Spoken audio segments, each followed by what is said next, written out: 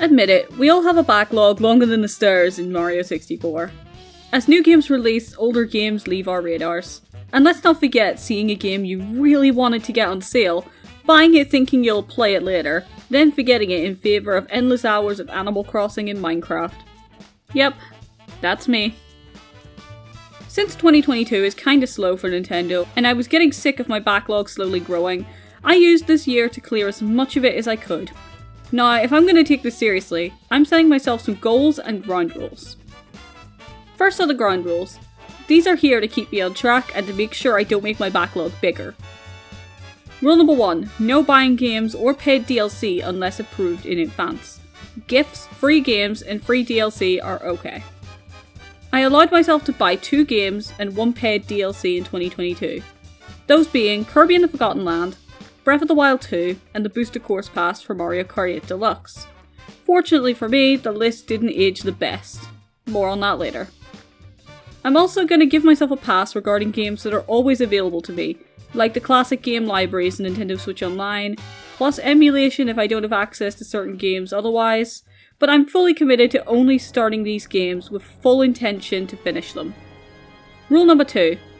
The game doesn't have to have been completed 100%, but I must give every game a fair shot.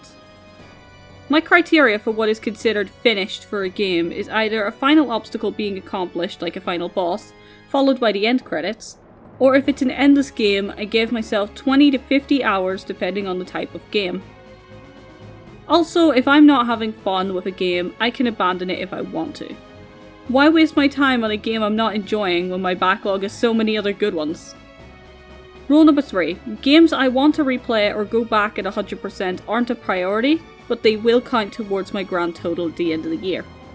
For example, it's not a priority that I finish Super Mario 64 15 years after doing it in my childhood, but I will do it if I'm in the mood and it will count towards my total at the end of the year. Though I'm making a point to avoid games I've finished more than twice or 3 times, just to vary my nerdy palette. Next are my goals. I only had 3 in mind, but it was very important to me that I completed them. So by the end of 2022, I wanted to have finished at least 1 Zelda game besides Breath of the Wild, played enough Super Mario Sunshine to give a fair judgment on it, and finished Final Fantasy VI on my Twitch stream, because that game has been in the back of my mind for ages. Now, with all that out of the way, let's start going over my backlog year in review.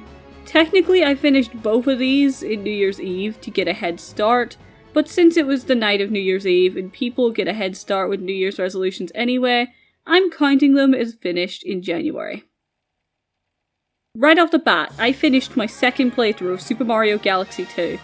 This wasn't a 100% playthrough by any means, but it wasn't a do the bare minimum run either. I wanted to replay the game because I didn't give it a fair enough shot the last time, because it wasn't like Galaxy 1, and in my childhood brain I thought 2 was bad because of that. I'm glad I replayed it because I enjoyed it way more the second time without the judgment.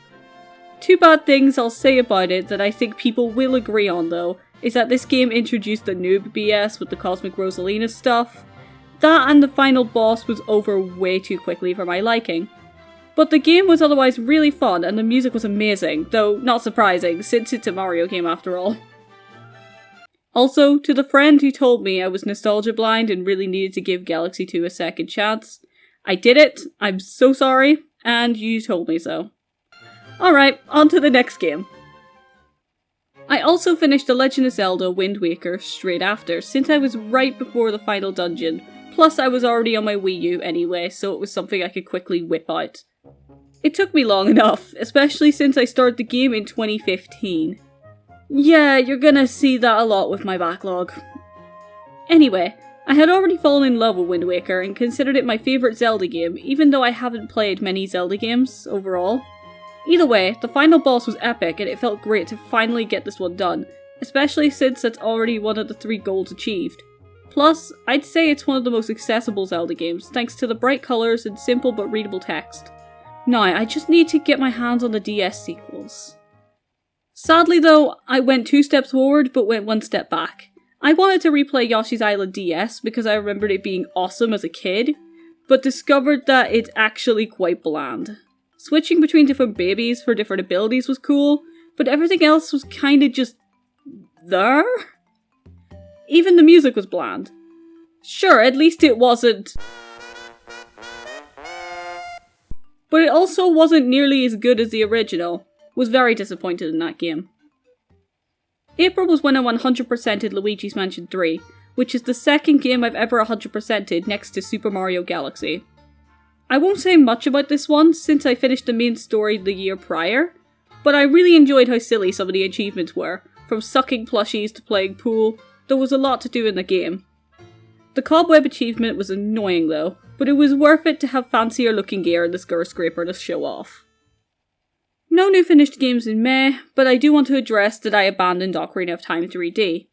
Now, I went into this one with hope and excitement, since a lot of people claim this is the best Zelda. I personally think that's subjective, but if a large amount of people are praising one game, I might as well check it out for myself. I just couldn't play it due to the art style and pacing.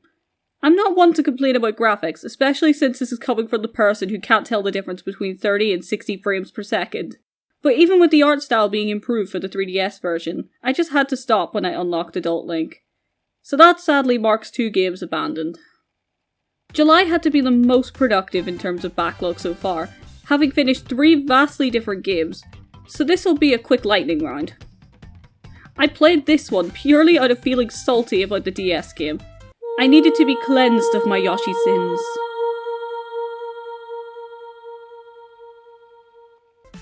Well, I need to be salty more often because I really enjoyed this one. The music was amazing, the bosses were all unique, and it aged really well for a SNES game.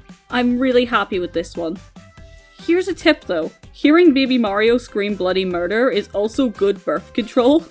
Use this information in whatever way you like.